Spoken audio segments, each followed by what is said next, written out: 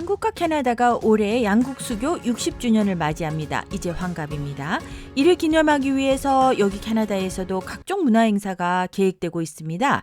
캐나다 주요 도시들 즉 토론토, 밴쿠버, 사스카추안 등에서 K-팝 행사, 김치 페스티벌, 문화 공연, 태권도 공연 이런 것들이 열리고 있습니다. 특히 저는 인천 출신인데 인천시립 무용단이 밴쿠버 총영사관 초청으로 와서 공연을 한다고 해서 너무 반갑게 기다리고 있습니다. 워킹 홀리데이 들어보셨나요? 캐나다의 삶을 경험하길 원하는 젊은이들에게 희소식이 있습니다. 지난 5월 17일 캐나다 총리 저스틴 트루도가 한국을 방문해서 포괄적 전략 동반자 관계를 심화 발전시키자 하는 내용의 정상 간의 합의를 하였습니다. 한국과 캐나다는 1995년 워킹 홀리데이 협정을 체결한 바가 있는데요. 이번에 박진 외교장관과 멜라니 졸리 캐나다 외교장관은 28년 만에 기존에 있었던 워킹 홀리데이 협정을 전면 개정, 확대, 개편한 것입니다. 그 내용을 보면 차세대 전문가와 인턴십 프로그램이 신설되었습니다. 참여 규모 쿼터도 기존의 4,000명에서 12,000명으로 3배가 늘어났고요. 참여 기간도 기존 1년에서 2년으로 늘어나고 워킹 홀리데이와 차세대 전문가의 경우에는 1회 연장도 가능하며 최대 4년까지 체류를 하게 되었습니다.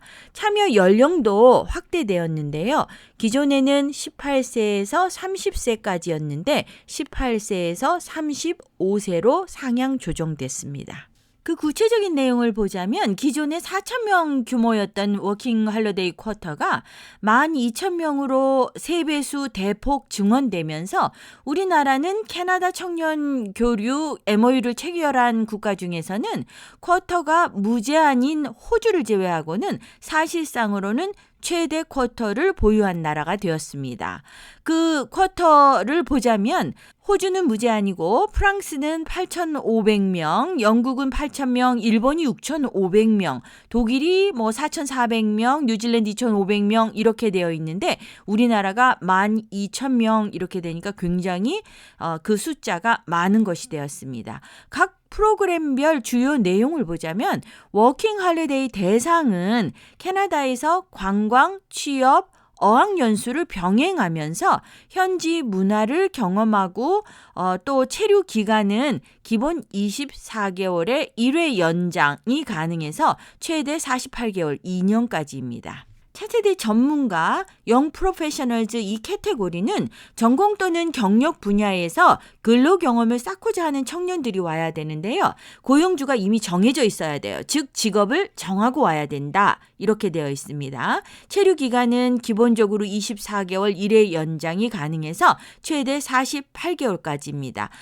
워킹 홀리데이하고 차이점은 워킹 홀리데이는 아무것도 정하지 않고 비자를 받아가지고 와서 여기에서 직업을 찾고 여행을 하거나 어학연수를 하는 데 비해서 차세대 전문가 요 카테고리는 이미 직업을 정하고 와야 된다. 컴퓨터 관련 전공이다. 그러면 컴퓨터에 관련된 직업을 정하고 나와야 비자가 나온다. 이런 얘기입니다.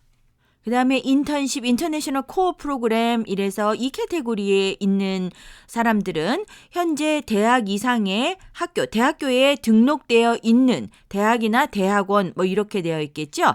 등록되어 있는 학생으로 해서 전공 분야의 경험을 쌓고자 해서 인턴 프로그램으로 오는 것입니다. 이것도 마찬가지로 고용주가 정해져 있어야 합니다. 저는 유학을 통해서 와서 캐나다에 정착한 케이스인데요.